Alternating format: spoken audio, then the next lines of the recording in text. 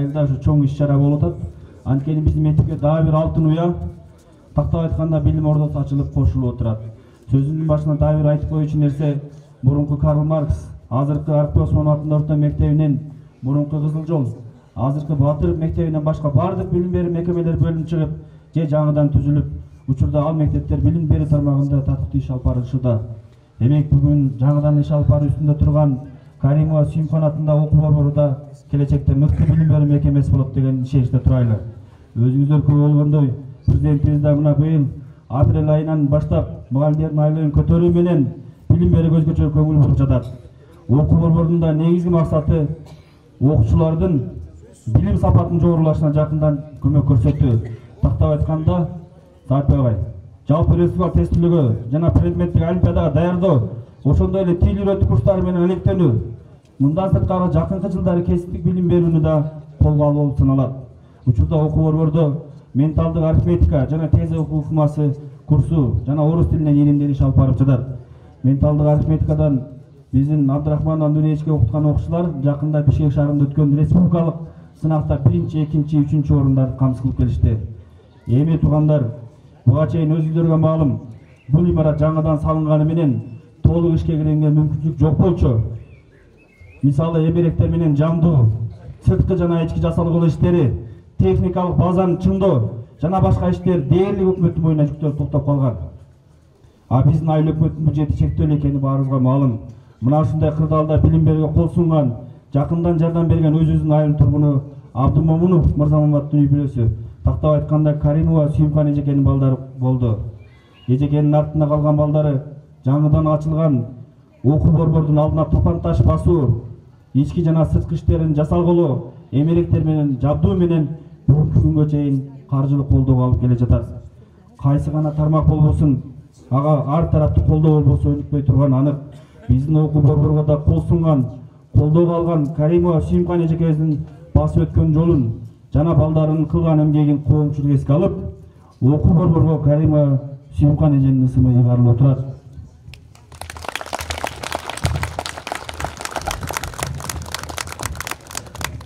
Ага ылайык 2022 жылдын 21 январында Лайтала айыл кеңешинин кезектеги 4-чү сессиясынын жыйналышында Лайтала айылындагы Аркпи Осмонов атындагы орто мектебинин алдындагы окуу борборуна Каримова Сүйүмкан эжекенин ысымы ыйгаруу боюнча токтом кабыл алынды. Эми урматтуу туугандар, Каримова Сүйүмкан эжекебиздин өмүр байына кыскача токтолуп кетсем. Каримова Сүйүмкан эжеке 1951 жыл 15 августта Каракулжа районундагы Сарыбулак айыл өкмөтүнүн Ажыке айылында мугалимдин үй бүлөсүндө туулган. 1958 жылы ошол эле айылдагы Ажыке мектебине 1-класска кирип, ал жерде 1962 жылга чейин билим алган. 1962 жылдан 1968 жылга чейин Каракулжа орто мектебинде окуп, артыкчылык баракчасын ээ болуу менен аяктаган.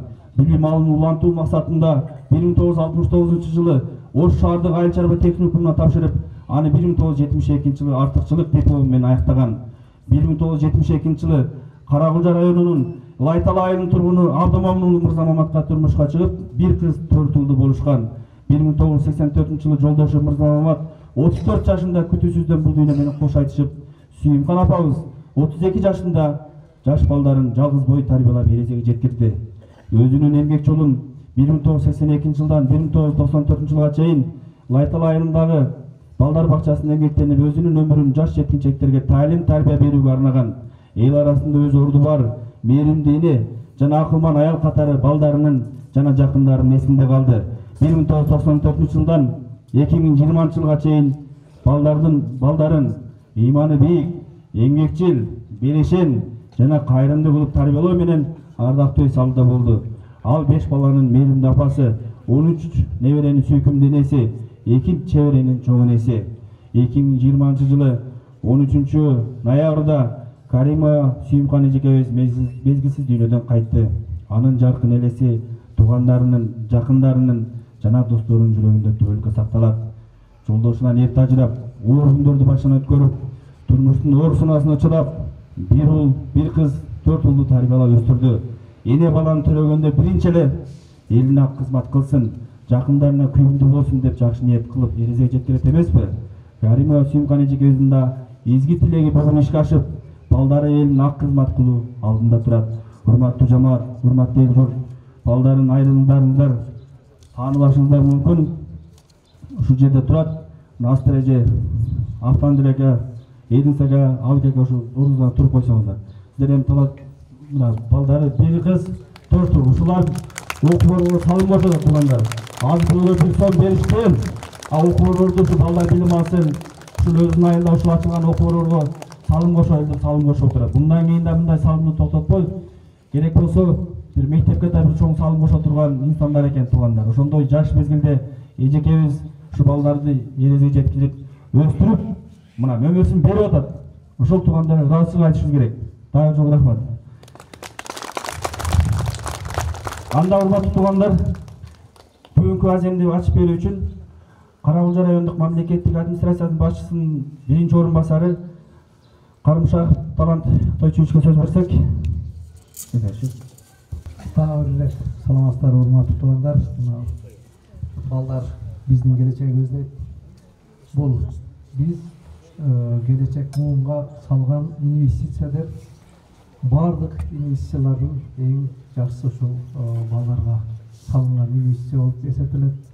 Мына сиздердин айыл өкмөттө бүгүн кубанычтуу күн мурункусунда келип балдар бакчасын ачып кеттик эле.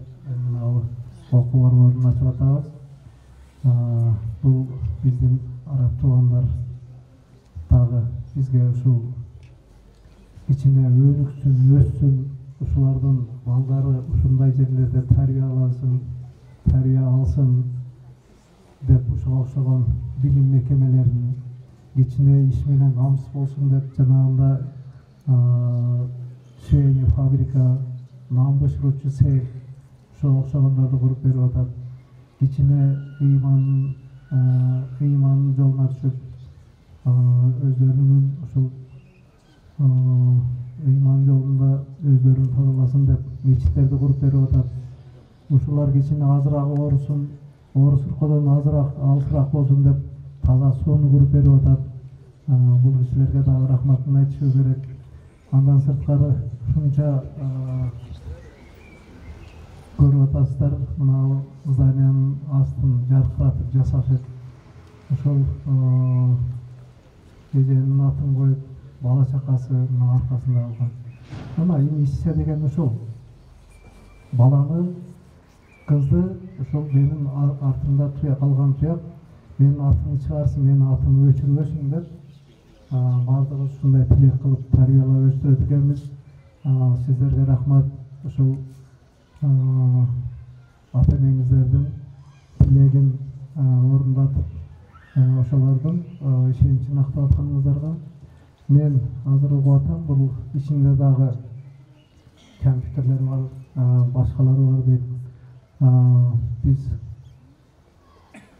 бул жерден ушул сиздердин атыңыздарды, сиздердин айыл өкмөттүн, ушул биздин райондун, кыргыз элинин атын чыгарган ушул атактуу жок дегенде бир программаны иштеп чыккан биздин балдар тарбиялап деп ишенебиз. Ушул сиздердин окуу борбор кут болсун. Ушул жерде жакшы биз сыймыктанган, биз ушул мактанган биздин атуулар, биздин балдар өсүп чыксын. Рахмат. Рахмат. Жалпы республика тестилөө боюнча Каракулча району облустардын ичинен экинчи, биринчи орунду бербей келатат. Анан ушул максатта, ушул окуу борборунун максаты бүтүрүүчү класстарды жалпы республика тестилөөгө даярдык көрөйлү, ушуга уюштуруу иштерине жардам берели деп биздин райондук билим берүү бөлүмүнүн жетекчиси Абдырасыл Бектемирович дагы келмей келе, ал киши азыр облустта чогулуш болуп алды, ал киши келе албай калды. Анда райондук билим берүү бөлүмүнөн келген Алмамбетова Сурмечке сөз берсек. Келиңиз. Саламатсыздарбы, урматтуу Лайтала элинин калкы. Бүгүнкү жакшы жөрөлгө болуп аттыр. Билим ордо Каримова Сүйүмкан эженин атынан коюлган билим ордо окуу борбору ачылып, ушул элдин балдарынын келечеги кең болуш үчүн, ушу элдин балдарынын билимдүү, адептүү, акылдуу, имандуу кыздар балдардан болушун максат коюп ушул окуу борбору ачылып атыптыр. Окуу борбору дегенде демек балдар жалпы республикалык тестте, олимпиадаларда ушул даярдоо максаты болуп жатат. Ошон үчүн ушул олимпиада, жалпы республикалык тестте азыр эле Айтбаев Нурлан окуу борборунун жетекчиси айтып кетти. Жакшы эле келе жатышат. Ушул райондогу Лайтала айыл өкмөтүнө караштуу мектептер. Мындан ары дагы олимпиададан да чыгышсын, жакшы ийгиликтерге жетишсин. Ошондой эле мына Каримова Сүйүмкан эженин балдарына, кызына терең ыраазычылык билдиребиз. Райондук билим берүү бөлүмүнүн башчысы Абдыкадыр Абдырасул Бектемировичтин атынан, ошондой эле биздин коллективдин атынан биздин билим берүүгө салым кошуп, ушундай шарттарды түзүп берип, окуу борборунун материалдык техникалык базасын чыңдоого чоң салым кошкон балдары, кыздардын келечеги буларда жакшы болсун, өнүп өссүн, бул дүйнөдөгү бардык жакшылыктарды көрүшсүн. Мына эме деген сөз бар го кыргызда. Бирөөнүн жеринде султан болгончо өз жериңде ултан бол деп. Ушул элине уул болуп, ушундай жакшылыктарды кылып атыптыр. Сиздерди дагы жакшылыктан Кудайым кур калтырбасын. Сиздерде дагы ушундай өнүгүүлөр көп болсун. Көп жылдан бери жакшы ийгиликтер болуп атат. Эл үчүн уулдарыңар мечиттерди куруп берип, анан кийин дагы унутуп калбастан элдин балдары үчүн да кам көрүп ушундай жакшы нерселерди куруптур. Ушул сиздердин ушул салымыңыздар болот деп ойлойм. Себеби ата-энелер уулдарды жакшы тарбияласа, ушундай балдар, кыздар мындай жаралат дегендечи. Ушул ийгилик, ушул жерден жакшы билимдүү балдар чыксын. Мына Каримова Сүйүмкан эженин балдары ушул эжеге из калтырып атат. Биздин Рыспат Кадыровдун ыры бар го, из калтыр бул дүйнөдө деп. Ушул балдар дагы чоңоюп келечекте ушундай балдардан, кыздардан болсун. Куттуктайм баарыңыздарды. Рахмат. Сөз арасында айтып кете берейин, бир эле жалпы өрүскө тест эле эмес, тил багытында да үйрөтүлөт. Чет тили, орус тили, араб тили, кайсы тил болбосун мугалимдер сырттан келсе да бул жерге окутуп иштеткенге мүмкүнчүлүк бар. Азыркы сөздү Лайтала айыл өкмөтүнүн башчысынын орун басары Жунусов Темирбек Кичкеневичке берсек, келиңиздер. Урматтуу туугандар, мына бүгүн биздин Лайтала айылында Осмон, Аркбай Осмон мектеби, орто мектебинин астында ачылып жаткан окуу борборунун ушунчалык ачылып биздин элге кызмат кыла турган деңгээлге жетип калганы биз үчүн чоң сыйлык. Себеби бул жерде Нурлан айткандай окуу борбордон Кудай буйраса бир жакшы билим алып, балдарыбыз келечекте бир илим билимдин жогорку деңгээлине жеткен кандидат докторлор чыкса, бул биздин райондун астындагы ушул Сүйүмкан Каримова жеңебиздин атындагы окуу борбордон чоң деңгээлге жеткирет деген үмүттөбүз. Эми бул биздин окуу борбордун ушул бүтпөй туруп калган мезгилиндеги айыл өкмөткө чоң салымын кошуп, ушунун бүтүп ушундай деңгээлге жетип калышына салым кошкон биздин Исмаилов Абдумомун аксакалдын, мындайча айтканда Исмаил аксакалдын небереси Мырзамат акабыздын уул кыздары, мына аты коюлуп жаткан Сүйүмкан Каримова жеңебиздин балдары, сиздерге айыл өкмөтүнүн атынан, өзүмдүн атымдан чоң ыраазычылык билдиребиз. Сиздердин алган тарбияңыздар түптөп айтып келгенде биздин айылдын улуу аксакалы, сакалын жайкалтып, нар өткөн бер өткөнгө батасын берип турган Исмаил аксакалдын чеберелери сиздерден ушунчалык деңгээлге чейинки жеткирген кызматыңыздар үчүн эл ыраазы болуп сиздерге алкышын айтып отурат. Ошонун негизинде былтыркы айыл өкмөтүнүн ардак грамотасы бар эле. Сиздер мына дагы бир айтып баса белгилеп кое турган нерсе, сиздердин өзүңүздөр алыскы тала жеринде жүрсөңүздөр дагы ушул жерде туулуп өсүп, ушул жерде чоңоюп, ушу туулган жерибизди, элибизди ушул жерге кызмат кылайлы деп өзүңүздөрдүн үй жайыңызда алыс жакта болсо да ушул жерге келип кызмат кылып атасыздар. Ошон үчүн айыл өкмөт айыл аймагынын социалдык экономикалык жактан өнүгүүсүнө, айыл тургундарынын билим алуусуна кам көрүүдө, Лайтала айылындагы бала бакчанын жана окуу борборунун жаңы имаратын куруп пайдаланууга берүүдө, уюштуруу иштерине жакындан жардам бергендиги үчүн Абдумомунов Эрмис Мырзамаматович Лайтала айыл өкмөтүнүн ардак грамотасы менен сыйласын. Лайтала айыл өкмөтүнүн башчысы Жолдош.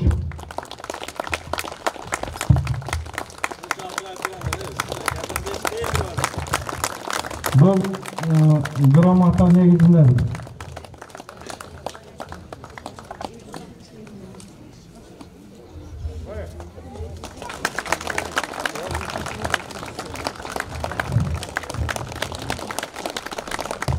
рахмат. Грамота негизинен сиздердин ушунчалык айыл өкмөткө кошкон салымыңыздар үчүн дагы бир жолу сиздерге рахмат. Ыраазычылык. Ушул биздин айылда курулган окуу борборунан келечектеги илим билимдүү жаштар чыгып, ушу элдин кызматын кылган уул кыздар тарбиялансын дейт. Рахмат туугандар. Дагы ушул немеге токтоло кетейин. Ушул эки имараттын түшүшүнө башка жака түшкөн жеринен кайрып келип, ушул жерге салынып калсын деп чуркаган кишилер да бар. Аны өзүңүздөр жакшы билесиздер. Филим Ашырбекович Телманга түшө турган жеринен Канек Маришевич отурат. Ушул биздин айылга түшүп калсын. Ушул жерде айылдын ортосу эле жана айткандай балдар 55% эле эмеге барчу эле деп чуркап аракет кылган адамдар болот. Анда азыркы сөздү Каракулжа райондук өнүктүрүү фондунун төрагасы жана мурунку биздин айыл өкмөт Батыров Канек Маришевичке сөз берсек. Салам алейкум. Саламатсыздарбы, урматтуу Лайталалык тургундар, туугандарым. Мына алдын ушул сиздер менен бүгүнкү ыйык улуу Рамазан айында жолугушуп атканыма абдан кубанычтамын. Туткан орозоңуздар кабыл болсун. Эми мына бүгүн Лайтала айылында дагы бир жакшы самалык болуп, чоң мараке десек жаңылышпайбыз. Ушул окуу борбору же болбосо билим ордосу ачылып атат. Ушул жерден жана жогоруда белгилеп кеткендей, мурдагы Карл Маркс атындагы орто мектеби районубузда флагман орто мектеби болуп жүргөн.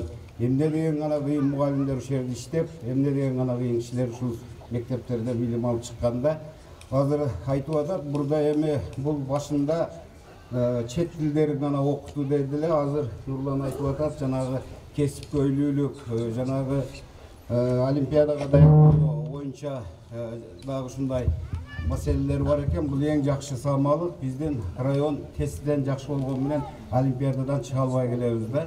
Ошон үчүн мына бизде жана Нурлан белгилеп кеткендей, мен жана Абдыраева Нур эле эжекебиз 1-2 жылдан бери жакшы балдардын жетишкендикке жеткирип атат да, республикалык деңгээлге чейин алып барып атат Нур эжеке.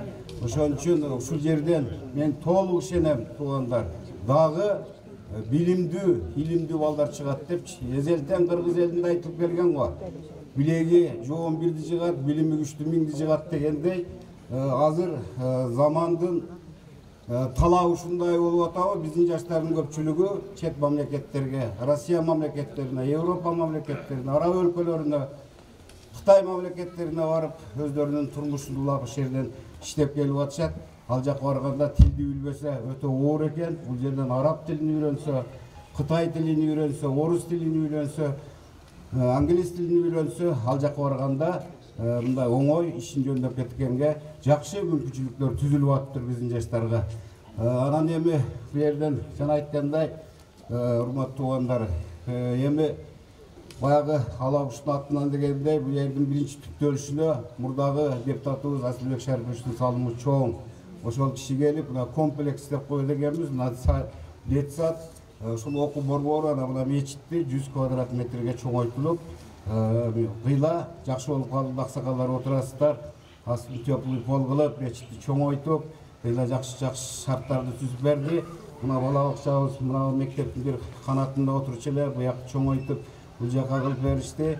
Анан эми айыл өкмөттөн бир 300 миң карап жетпей калып, акыры зорго бир 500 миңге ушуну жылуутуу системасын бала бакчабызда зорго жасадык эле. Азыр ушул Каримова Сүйүмкан эженин балдарына да чоң ыраазычылык. Мен азыр көрүп атам, ушул нерселерди, мына жерде Айзада эже, сиздин семьяңыз жасап бериптир деп атам. Ушундай чогуу чаран баягы бири бүткөрө албаган бири бүткөрсөк жакшы ийгиликтерге жетет деп ойлойм. Дагы бир жолу майрамыңыздар менен ушул ордодон билимдүү, илимдүү, ыймандуу жаштарыбыз көп чыгып, өлкөбүздү өзүбүзгө салым кошот деген ишеничтемин. Рахмат. Рахмат. Азыркы сөздү Лайталада мектеп уюм жетекчилеринин атынан мектеп директору Арыш Осмон атынан орто мектебин директору Ишбаев Сормаева сөз берсек. Урматтуу Каримова Сүйүмкан атындагы окуу ордунун ачылышына келген туугандар, бүгүн биздин айылда дагы жакшы самалдык болуп атат, ошого күбө болуп атабыз. Себеби биздин өрөндө Каракылжа районунда биринчилерден болуп окуу борбору ачылып атат. Бул окуу борбору биздин эл айыл өкмөттүн балдарына билим бербестен, келечекте жакынкы айыл өкмөттүн Каракылжа районундагы баардык айыл өкмөттөгү балдарга терең билим берет. Ошо менен кошо ушул окуу борборунан биз тилек кылып атабыз. Областтык, республикалык олимпиаданын жеңүүчүлөрү чыгат. ОЕРДдан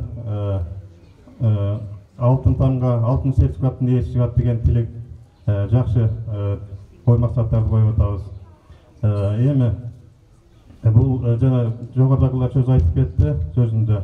Бул мектеп окуу борбору сырткы стенасы менен эле туруп, ичинде парта менен доска, анан 8 компьютер келген. Калган жумуштардын баардыгын биздин айыл өкмөттүн башчысы Жолдошев Нурбек менен бирдикте ошол баш болуп өзүбүздүн айыл кеңешинин депутаты тарых мугалими Айпай Нурлан чуркап жүрүп, мына жылытуу системасын, канализацияны, мына киргенден чыкканга чейинки бүт жасалгасын, ошо окуу борборуна керектүү иш кагаздарды бүт баардыгын даярдап, ошо бүгүнкү мына жаркыраган окуу борборунун ачылышына салым кошуп атышат. Буларга да рахмат айтып койсок болот. Эми ошол жумуштардын баарын аткарууда эң негизги сөзсүз эле финансы маселеси кирет экен. Ошол финансы маселесине келгенде Каримова Сүйүмкан эженин үй бүлөсү, бала чакасы салым кошуп атат. Эми буларга да ушу жалпы келечек муундардын, окуучулардын атынан, жалпы ушу билим берүү системасына кызмат кылган педагогдордун атынан ыраазычылык билдирип, ишиңерге жеке турмушта ийгиликтерди каалап, келечекте ушу мындан да жакшы колдоолорду көрсөтүп, эмне тилек кылса тилеңерди Кудайым бере берсин деген тилекти айтабыз. Ушу мына ачылып аткан окуу борборубуз ак жолтой ак ниет Кыргызстанга кызмат кылган илимдүү, билимдүү жаштарды чыгара берсин деген ниетти айтабыз. Рахмат. Агайкы тамашалап талашып калабыз. Мектеп алдындагыбы же өзүнчөбү деп. Тамаша мектеп алдындагы, бирок муниципалдык менчик, бул ички менчик эмес, айыл өкмөттүн менчигинде турган имарат, окуу немеси да ошол тараптардан жүрөт. Анан ал боюнча да кийин маалымат беребиз. Анда азыркы сөздү Лайтала айылдык кеңешинин депутаттарынын атынан Роза эже келиңиз. Саламатсыздарбы, урматтуу туугандарым. Мына бүгүн жакшы самалык болуп атыптыр. Лайтала айылында Нурлан, ишиңерге ийгилик. Ушул жерден окуу борборунан жакшы сен сыймыктанган, Лайтала айылы сыймыктанган балдарыбыз чыксын. Ишиңерге ийгилик. Рахмат. Анда ошо Сүйүмкан эжекебиздин биргештешкен курбуларынан Кожоев Эрсара эжекеге. Саламатсыздарбы? Бүгүн ачылыш жыйынга келген коноктор. Бүгүн баарыбыз орозо күнүндө жолугушуп отурабыз. Жалпыңыздардын орозоңуздар кут болсун. Кабыл болсун. Эми 1982 жылдан 1995 жылга чейин Сүйүмкан эже менен биз бирге иштедик. Сүйүмкан эже өзүнүн ишине тыккан жоопкерчиликти сезе билген инсан эле. Бул кыскача айтканда аял затына тиешелүү асыл сапаттардын бардыгы Сүйүмкан эжеде бар болчу. Бул Сүйүмкан эже эки тезгин бир чылбырды колуна кармап, өкмөттүн ишине дагы, үй бүлөсүндөгү балдарды тарбиялоодо дагы бардыгына үлгүрүүгө жетишти. Мына татыктуу тарбияны берген экен, мына уул кыздары турмуштан өз ордун таап, мынакей бир четин көрүп атасыздар бардыгыңыздар. Мен ушул убакыттан пайдаланып, биз ошо иштеп жүргөн мезгилде бир окуяны айткым келет. Бир күн эми өкмөттүн иши да, эртең менен саат 7-де детсадка барып, бир сыйра контролдуп карайынчы, саат канчада келишет экен жумушка деп барып калдым да. 7-де барсам эч ким жок. Эми Сүйүмкан эжелер эрте келиш керек да, баягы конфорка ысып, чай кайнап, оокат пышкан чаңды бир канча убакыт болуп кетер эле. 7-де барсам жок. Анан күтүп отурсам 7:30-га келип калышты. Анан алдыларынан тосчу, я Сүкешче, азыр саат канча болду? Печкиңер ысып, чайыңар кайнап, оокатыңыздар бышыкчаңды канча убакыт болот? Бул эмне деген жоопкерчилик болду деп мен сүйлөнүп калдым да. Ошондо Сүйүмкан эже унчукпай кирип кетти. Ошол иштеп жүргөн мезгилдерде дагы эч кандай бир сөз укпай, бирөө менен урушпай, талашпай жүргөн аял затынын мыкты касиети бар эле. Анан ошондо эртеси күнү 1 декабрь болчу. Кар жаап калыптыр. Анан 8-де жумушка келдим, өзүм 9-га келишим керек эле. Анан келсем, терезеде, биз бияктан келгенде терезенин маңдайында эле да жол. Анан терезени такылдатып, Сүкешче, биринчи кышыңыздар менен деп айтсам айтат. Нурсалат, бүгүн аябай эрте келдик, чайыбыз кайнады, оокатыбыз пышайын деп калды деди. Ана мен айттым, я Сүкешче, биринчи кыш мына кулактан алган окшойт баарыңарды. Эмне болдуңар деп күлдүм дагы, кабинетке кирип кеттим. Артыман 2 мүнөт өтпөй аркаман кирди дагы. Я Нурсалат, сен эмне деп сүйлөдүң? Мен сага туура эмес жооп берип койдум окшойт деп сурады да. Анан сиз эрте келдик, чай кайнады, оокат бышып калды деп айтпадыңызбы десем, күлүп калды да. Ар кыш келгенде декабрь айында ушуну айтып күлүп калар эле. Эми мен ушу таң атат, кайра кечкирет, кечеги күнүң эскирет, кайрылбас күндөр өткөнүн адамзат өзү кеч билет. Эзелтен келет бузулбай, жашоодо мыйзам ушундай, буйрулган өмүр өткөн соң, ажалдан калбас кутулбай. Аламдан көзү өтсө да, уруху дайым кубанар, Кудайдын берген белеги, артыңда уул кызың бар. Батасын окуп ардайым, Сүйүмкан эже калтырбайт сизди катардан. Түөлүк калды атыңыз, уул кызың кылып аракет, эми балдарга берсин өмүрдү, тынч болсун кайда жүрсө да, рахмат айтат эл журту. Тариел, Автандил, Эрнис, Астра, баарыңар аман болгула алам. Чоң рахмат, ишиңер илгери болсун. Бул ошогон эл журтка тие турган жардамыңарды дагы улай бергиле. Кайсы жерде жүрсө дагы Кудайым ишиңер илгери кылсын. Ана мына жаңыдан ачылып аткан окул борборуна менин кааларым. Баягы Корей элинде бир сөз бар. Окурман болгон эртеңки келечектеги башкаруучу деп айтылат. Мына окуу борбору элибиз үчүн, биздин балдар, неберелерибиз үчүн абдан жакшы ак жолтой борбор болсун.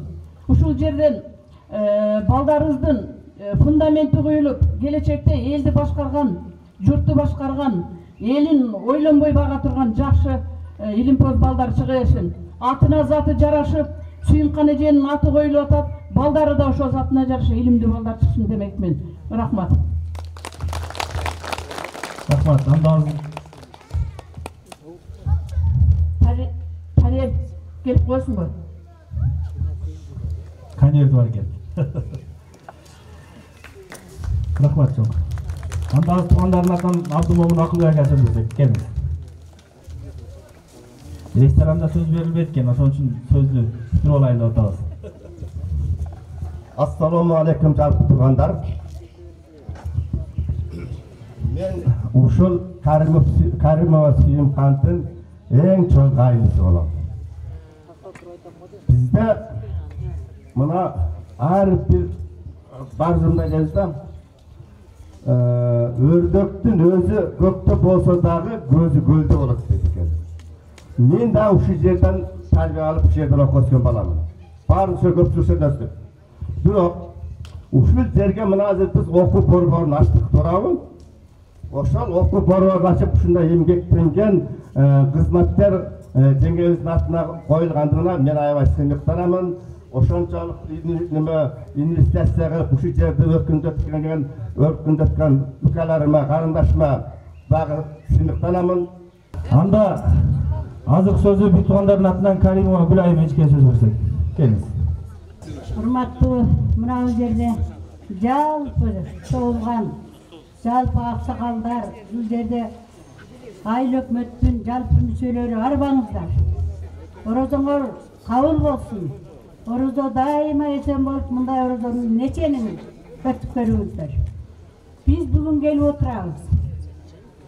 Ушул күндө күн жаап турган күн кандайдыр бүгүн ачык болуп, адамдар эркин сүйлөп, кандай сөздөр сүйлөшүп, өздөрүнүн суроолорун берип атышат. Эми биздин келгенибиздин себеби ушу Сүйүмкан менин өзүмдүн сиңдим, менден кийинки сиңдим. Ушул сиңдимин сиздердин чогулуштардын урматына райондук замекем, нагыл жерде айыл өкмөттөрүнөн адамдар келип, ушу бүгүнкү жакшы күндөргө өздөрүнүн жакшы ойлорун, өздөрүнүн пикирлерин айтып атышат. Эми мен башкага токтолбойм, өзүмдүн сиңдим айтайын.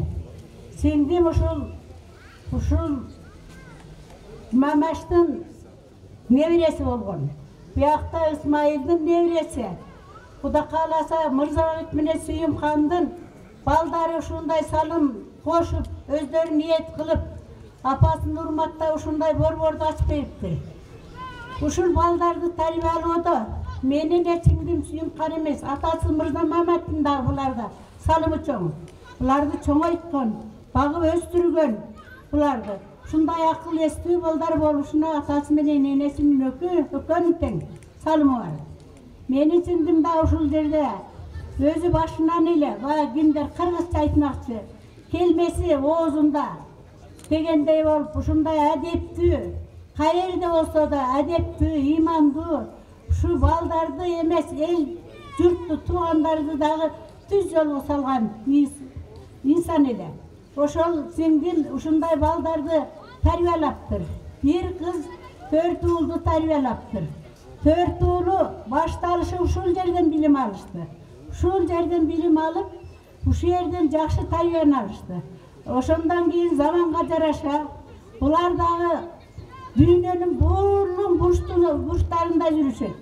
Багы өрдөктүн өзү чөлдө болсо да эги көзү көлдө. Мына кайрылып келип балдар Россиянын ар жеринде. Кызы болсо Россияда врач болуп жүрөт. Балдар да ар жерде бизнесмен. Ушулардын бардыгы эмгектерин ушу энесин баалап ушул жерге окуган мектебине. Атасы энеси жашаган айылга жакшынакай борборду ачып берип отуруптур. Өзүңүз көргөндөй жакшынакай, мындай жакшынакай борборду ачып, мына инем айтып атат Нурлана жакшы иштерди жасап атыптыр. Эми биздин туугандардын атынан менин да тилегим ушундай. Ушул жерде ыймандуу, адептүү, билимдүү, дегеле дүйнөгө атагы чыккан билимдүү балдар чыксын. Ушул жерде ушундай мындай иштеп аткан жакшынакай балдар ишиңерге ийгилик дайыма ушундай жакшылыктар коштоп жүрсүн. Райондон да келип ушул жерде сүйлөп кетишти. Рахмат, ушул жерде бардыгы сиңдими сүйлөгөн инсандарга мен туугандарга дегеле жалпы балдарына ушундай ыраазылык билдирем. Рахмат жалпыңызга. Рахмат эже. Азыр ул кыздардын атынан Астережеге сөз берсек, келиңиз. Анан эринсикан достор даяр болуп турсаңдар, ошондо сөз жыйынтыктайбыз. Саламатсыздарбы? Урматтуу айыл өкмөт, урматтуу мектептин жетекчилери, урматтуу биздин конокторубуз, бардыгыңыздарга ыраазычылык билдиребиз. Бардыгыңыздарга бекем ден соолук, бардыгыңыздардын өмүрүңүздөрдү берсин, бардыгыңыздардын иштериңиздерде ийгиликтер болсун. Аллахым апабыздын атынан ушундай жасаган сооптарыбызды кабыл кылып, апабыздын жаткан жери жарык болуп, апабызга бейиштин төрүнөн орун берсин. Бүгүн ушул орозо күнүндө бардыгыбыз жакшы күндөрдө жолугушуп отурабыз. Бүгүн бардыгыңыздар биздин дасторкондон ооз ачып, Акманай ресторанына келип чай ичип кеттиңиздер. Ресторанга барганда мүмкүнчүлүгү жоктор жерге да кичине дасторкон жайып койдук, айрымды уступ кеттиңиздер. Анда азыркы сөздү ушу Эринсканын досторунун атынан алкек ыраазычылык айтат экен, ошо сөз берсек. Assalamu alaikum, урматтуу туугандар. Биринчиден Рамазан айыңыздар кут болсун, туткан орозоңуздар кабыл болсун. Мен көп сүйлөбөйүн, бирок айта кетчү нерсе, ушул учебный центрден ушул жерге түшүп калышына себепчи болгондорду айтып өтүштү. Ошолордун катарында эле мен азыр айыл өкмөттө 1 жылдан бери иштеп атып, бир кичинекей жумуштун кандай кыйынчылык менен бүтүшүн жон тери менен сезип турам да. Анан ушул жерде баштагы Лайтал айыл өкмөтүнүн башчысы Каныбек Маришевич отурат. Бул кишинин дагы ушул кылган эмгегинин чоң өзүрү, ушул кишиге айыл өкмөтүнүн аппаратынын атынан чоң ыраазычылык айтып коюшубуз керек. Рахмат Каныбек ака. Сиз бул эле учебный центр эмес, чындыгында айыл аймагында социалдык объекттердин баарын дээрлик чечүүгө аракет кылыпсыз. Сиз иштеген жылдарды бекер кетирбепсиз да. Бул нерсени белгилеп айтпасак болбойт, ыраазычылык айыл өкмөтүнүн атынан. Анан ошондой эле Эрнис досу, Майшинем балдары баарыңыздарга ушул жаш жеткинчектердин билим алуусуна кошкон чоң салымыңыздар үчүн чоң ыраазычылык билдирип, үйүңүздөрдө тынччылык, аманчылык болсун. Мындан да чоң иштерге себепкер болуңуздар. Ошону менен бирге эле биздин Лайтал айылындагы туулган 81-жылы туулган балдардын бир ушундай жакшылык иштерге өбөк болгон бир жөрөлгө салт болуп калган ишибиз бар эле. Бир ак чепкен кийгизип, өзү ат мингизет элек. Эрнис Иркутскийде жашагандыктан жол кире кымбат болуп калбасын деп самолетко Иркутскийден бияка чыгып койдосун Эрнис. Бир аталып дайлап коесуң болсун досторуң атынан. Бул айылдагы эле эмес, Россияда, жалпы Бишкекте, Алматыда жүргөн достордун баарынын атынан. Рахмат, 81 балдар рахмат айтсак болот. Ушул брусчатка менен ушул брусчатканы күн суугукта басышты. Мына Мирлан ака баш болуп, анан базар баасынан, Бабушта акысынан да арзан басып беришти. Колунан да көрбөдүм. Рахмат айтайлы. Атты салып бергиле анан кийин, азыр каптап калган эме жүк машиналар. Жол ачылган. Азыр Америкадан ат алдырып коебу? Кут болсун, а? Камчын Американ бармы? Рахмат. Анда Рахмат баарыңыздарга. Ошол менен бирге эле ушул убактыңызды бөлүп талант чыгыш урматтуу. Ушул ачылышка толук катышып берип атканыңызга сизге да чоң ыраазычылык. Жалпы туугандар бар бололу, аман бололу. Кудайым буйрса, алдыбызда жалаң гана ушундай чоң жетишкендиктер боло берсин. Ынтымакта, биримдикте, ден соолукта, ооматта бирге бололу. Рахмат баарыңыздарга. Элинскада ушу жыйынтыкта сөзүн айтып койсун балдардан, а? Ассаламу алейкум, Лайтал айылынын туугандарым. Аллага чек шүгүрлөр болсун. Ушундай орозо күнү сиздер менен жолугушуп отургандарга, жетекчилер менен, эжеке агайлар менен, садикте бизди воспитать эткен ушу эжекелерибиз менен баарыңыздарга ушундай бүйүк күнү жолугушуп отурганына ыраазымын. Аллага чек шүгүрлөр болсун. Ушундай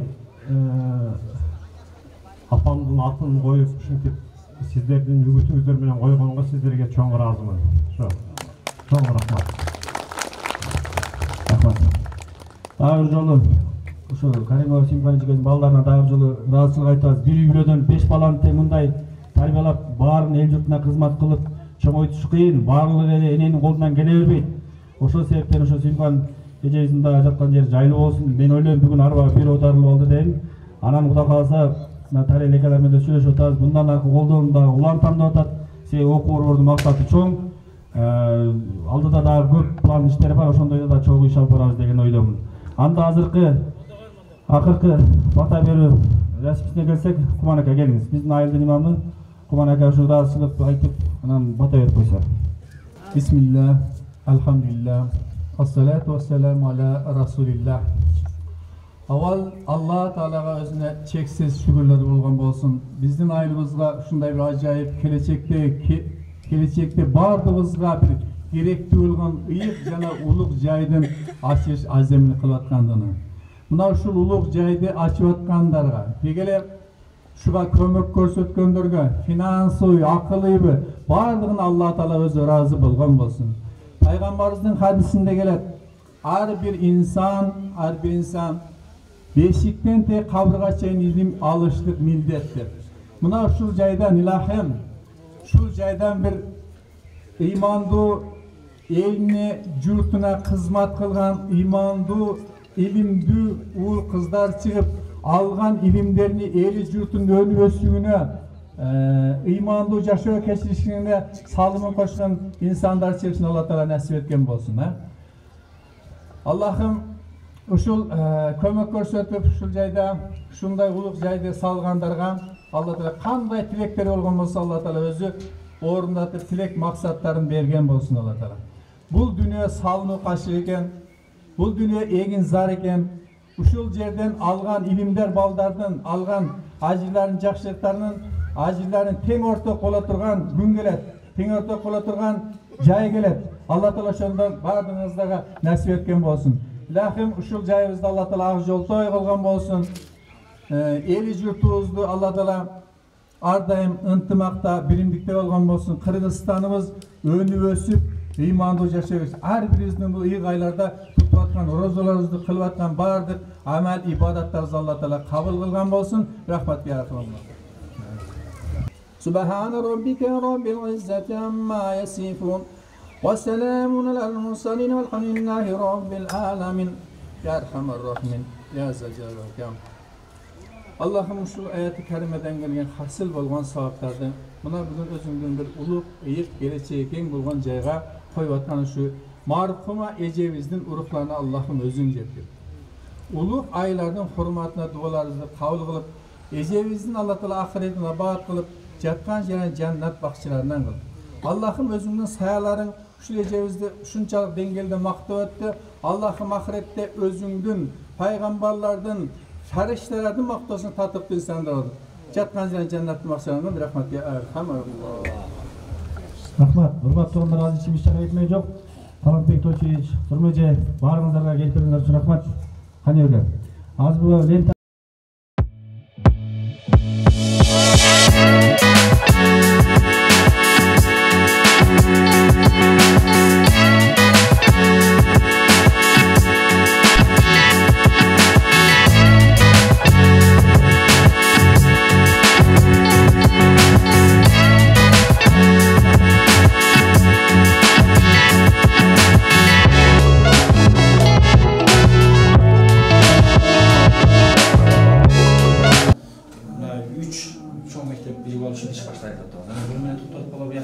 çalma, sarılaylık yurtundagı bir tartib kelinge hareket kılabız. Sebep balдар курска немеге бара чыкпай бош калат. А берди күчтүү мугалимдер тартып шедип аткандан мүмкүнчүлүк бар да. Мугалимдер ошо тартып кичине райондун атын чалмаса быйыл ana 3 жыл Олимпиада дегенде нөлбүздө жокпуз.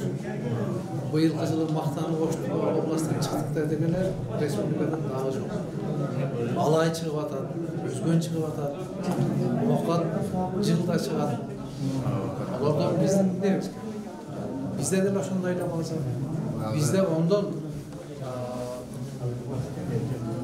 илгери Союздун балында олордон алтын медаль алгандар чыкчу эмес, жана эле биздин район чыкчу. 97, минус 66, 58, minus 77, 56, minus 18, 49, minus 82, 31, minus 27, 66, minus 82, Joe.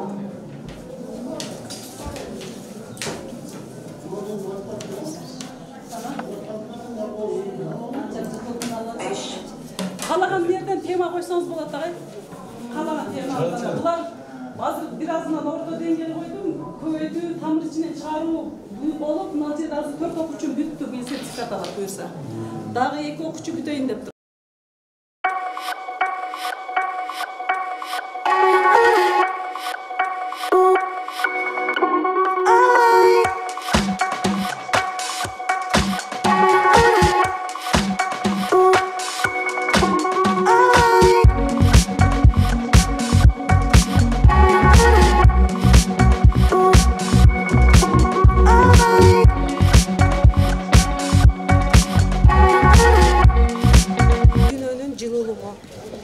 Enенин жүрөгүндө түгөнгүз чалкыйган мейкиндик бар.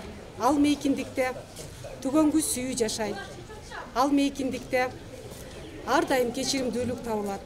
Ошондой касиеттердин баардыгы биздин апабызда бар эле. Ошол апабыздын бизге берген тарбиясы менен, ушул апабыздын бизге берген ак батасы менен, көрсөткөн жолу менен баардыгыбыз бул турмуштан орун алып отурабыз. Эми апабызга ал дүйнөдө Кудайым бейишин берип, караңгы жери жарык болмокчу экендигин суранабыз. Саламатсыздарбы? Ошо жерде уюштуруу баардык фундаментинен баштап крышасына чейин бүтүргөн баардык жигиттерге, баардык биздин айылдагы тургундарга баардыгына чын жүрөктөн ыраазычылыктын билдиребиз. Билим берүү борбору ар дайым ушул эң күчтүү билим берген борборго айлансын. Келечекте жакшы академик профессорлор чыга турган өкүлдөрүбүз өсө берсин. Биздин эжебиз Сүйүмкан эжебиз, Каримова Сүйүмкан эжебиздин атына мына Улайтала Караган районунун Улайтала айылында жакшы билим берүү борбору ачылып атыптыр. Сүйүмкан эжем кандай киши эле? Сүйүмкан эжем баардыгына тегиз, элдин баарына тегиз инсан болчу. Баарыбыздын биздин үй бүлөдө кеңешчибиз болчу. Биздин үй бүлөдө эң кеңешчи маслихатчыбыз болчубуз. Мына эми Сүйүмкан эжем балдары астыра баш болуп, автомобиль, тария, эрнис ушуларга чоң рахмат. Ушул мектепти куруп, мектептин о фундаментинен баштап, баардык технический базасынан бери баардык өздөрүнүн колдорунан келген жардамын берип, ушу мектепти ушундай тургузуп туруп, ушу балдарга чоң рахмат. Балдардын өмүрүн берсин, келечегин кең берсин.